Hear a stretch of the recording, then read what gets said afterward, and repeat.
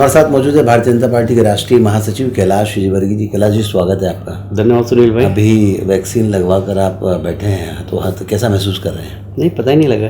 पता ही नहीं लगा। और ये जो बंगाल में आप वैक्सीन लगा रहे हैं, ममता दीदी को रोज एक विकेट गिराते हैं, इसको लेकर क्या कहते हैं? देखिए, अब ये तो उनसे पूछना चाहिए जिनका विकेट गिन रहा है। बाकी मैं जरूर कह रहा हूँ कि हम शक्तिशाली हो रहे हैं वहाँ पर और हम सरकार बना रहे हैं। हाँ, ममता दीदी ने अभी ताज़ा एक राग आलापना शुरू किया है। वे अब चामुंडा का पाठ करती हैं, मंदिरों में जाती हैं। इसके पहले तक कुछ स्थितियाँ अलग थी, क्या कहते हैं इसको लेकर आप? देखिए, 10 साल तक उन्होंने 30% लोगों की मुख्यमंत्री रही हो।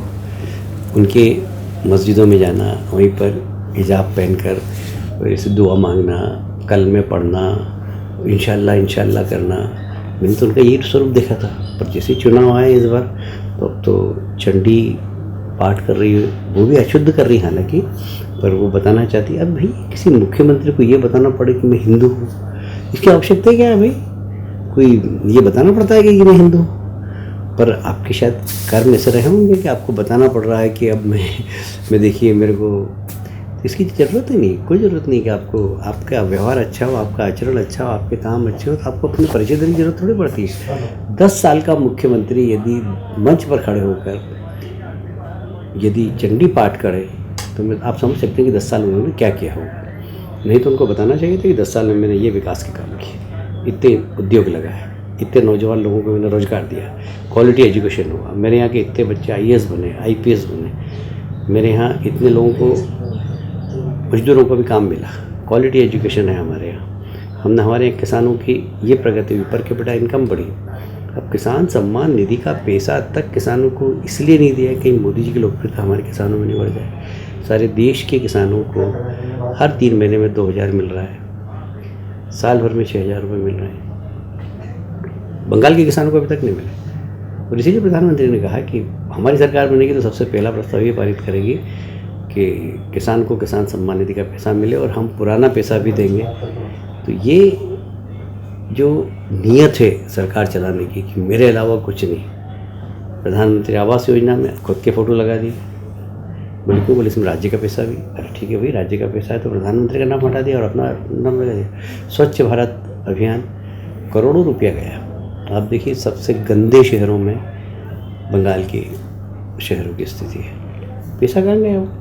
तो कुल मिलाकर एक गैर जवाबदार मुख्यमंत्री के रूप में उन्होंने 10 वर्ष तक काम किया और इसीलिए अब चंडी पाठ करना पड़ रहा है। बंगाल में उम्मीदवारों की सूची, पहली सूची आपकी जारी हो चुकी है, नामांकन भरवाने के आप जा चुके हैं। क्या इस समय स्थिति क्या है और क्या लग रहा है कि जैसा आपने कहा विश्वास के साथ ही बहुमत हासिल करेंगे, कितनी सीटों का आकलन है? देखिए, अभी हमने 30 टिकट जारी किए और मैं दावे से कहता हूँ कि 25 कम से कम हम जीतेंगे उसमें से। तो हमारा जो स्ट्राइक रेट है वो बहुत अच्छा रहेगा।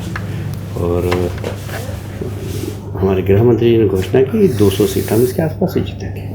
बंगाल में चुनौती क्या क्या है इस समय, अगर हम प्रशासनिक दृष्टि से देखें तो? देखिए, अब तो चुनौती ये है कि चुनाव आयोग ऐसा वातावरण पड़े कि लोग भयमुक्त होकर मतदान कर सके, पोलिंग बूथ पर पर्याप्त सुरक्षा हो, सेंट्रल फोर्स पर्याप्त हो, जिससे लोग अपने घर से निकलकर मतदान कर सकें। और जो गुंडों के हाथ में सत्ता है वे सारे गुंडे जेल की शिक्षा में चले जाएं। तो मेरा ख्याल है कि चुनाव निष्पक्ष होगा। अदरवाइज वहाँ चुनाव नहीं होता, वहाँ पोलिंग बूथ पर कब्जे होते हैं। बंगाल में धरातल पर जाकर काम करना, कार्यकर्ताओं की फौज खड़ी करना, तमाम सारे अवरोधों के बावजूद आप मैदान में डटे हुए हैं। क्या कभी आपको अपनी चिंता नहीं हुई? चाहे गाड़ी पर पत्थर फेंकने की बात हो, चाहे कार्यकर्ताओं को बंद करने की बात हो, आप पर मुकदमे दायर करने की बात हो? देखिए, एक गाना था, प्यार किया तो डरना क्या।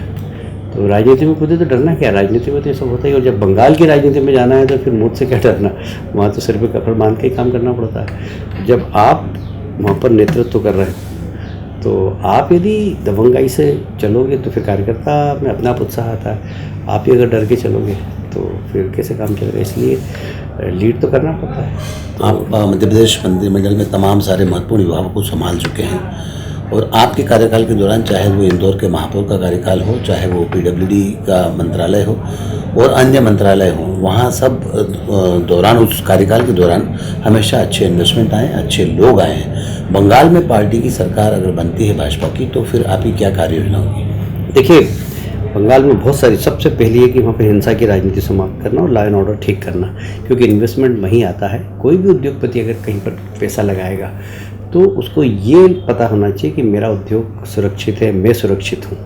यदि वो नहीं लगा तो कोई इन्वेस्टमेंट नहीं करेगा। अब मेरे कई मित्रता हो गई वहाँ लोगों से, इंडस्ट्री है उनकी, तो मैंने पूछा आपके यहाँ कितने मजदूर काम करते हैं? बोले हमारे 2000 मजदूर काम करते हैं, पर वास्तव में 1800 ही करते हैं, 200 को हम तनख्वाह देते हैं। तो क्यों तनख्वाह देते हो? बोले वो सरकार के सब ट्रेड यूनियन के लोग हैं, वो 1 तारीख को तनख्वाह लेने आते हैं, बाकी और कोई काम नहीं करते, क्योंकि उनको काम पे नहीं बोला, बोले काम पे बुलाए तो हमारा काम रुकवा दें, इसलिए तनख्वाह देते। हर इंडस्ट्री के यहाँ इस प्रकार 100 200 लोग फ्री में तनख्वाह ले रहे हैं। अब बताइए कौन इंडस्ट्री डालेगा वहाँ पर? जब एक अतिरिक्त टैक्स के रूप में आपको कर्मचारियों की तनख्वाह देना पड़े 100 200 10% कर्मचारियों को, तो ये बोझ उस इंडस्ट्री पे लगता है ना, तो कौन इन्वेस्टमेंट करेगा वहाँ पर?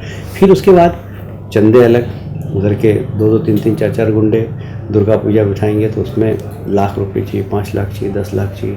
पूरी दुर्गा पूजा में 10 लाख का खर्चा नहीं होगा, करोड़ रुपए का चंदा कर लेंगे वो। तो ये जो ट्रेंड है वहाँ पर राजनीति के माध्यम से गुंडों के हाथ में सत्ता देना, सीपीएम के वक्त भी थी, पर सीपीएम में गुंडे पीछे रहते थे। अब तो गुंडों के हाथ में गुंडे ही वहाँ पर विधायक मंत्री बन गए।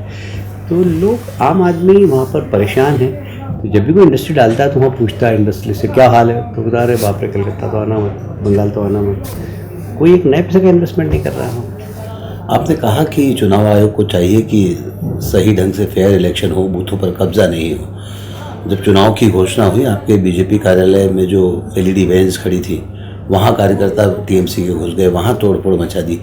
तो ऐसी स्थिति में कितने आश्वस्त हैं कि ममता जी के राज में चुनाव सही और फेयर हो पाएंगे? देखिए, हमें चुनाव आयोग ने आश्वस्त किया है। उन्होंने अभी सेंट्रल फोर्स भेजना भी चालू कर दिया, ये प्रसन्नता की बात है।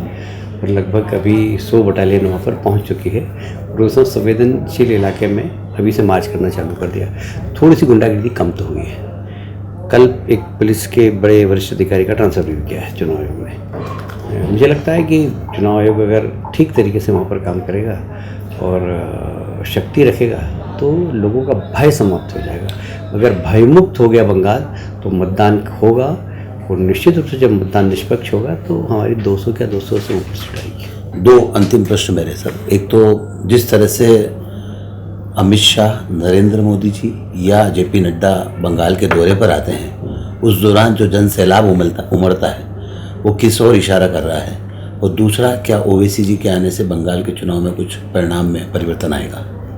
देखिए, वहाँ पर अब जो लड़ाई हो रही है वो Bharatiya Janata party against all, तो हम 51% वोट शेयर ले रहे हैं वहाँ पर। हमारा टारगेट 200 सीट और 51% वोट है।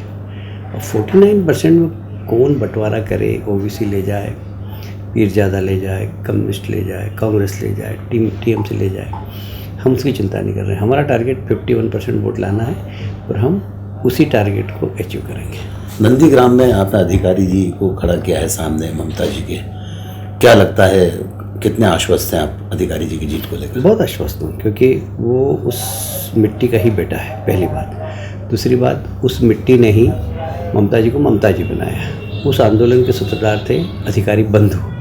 अधिकारी बंधु जब मैं बोल रहा हूँ तो उनके पिताजी, उनके 3 भाई, वो सब उस क्षेत्र में काफ़ी सक्रिय है।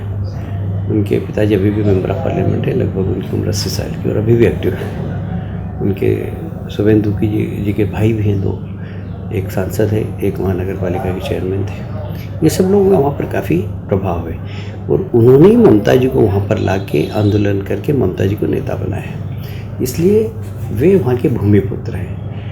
दूसरी बात है, ममता जी ने मुख्यमंत्री बनते ही जो आश्वासन दिया था नंदीग्राम में कि हम यहाँ पर उद्योग डालेंगे, हम यहाँ के किसानों को फैसिलिटीज़ देंगे, वहाँ के किसान की और ज़्यादा दुर्दशा हो गई और उद्योग कोई आया नहीं है। तो उन्होंने मुख्यमंत्री बनने के बाद वहाँ पर नंदीग्राम में कोई विकास नहीं किया। जो थोड़ा बहुत विकास का काम किया तो शुभेंदुदा नहीं किया, इसलिए शुभेंदुदा वहाँ पर बहुत लोकप्रिय है।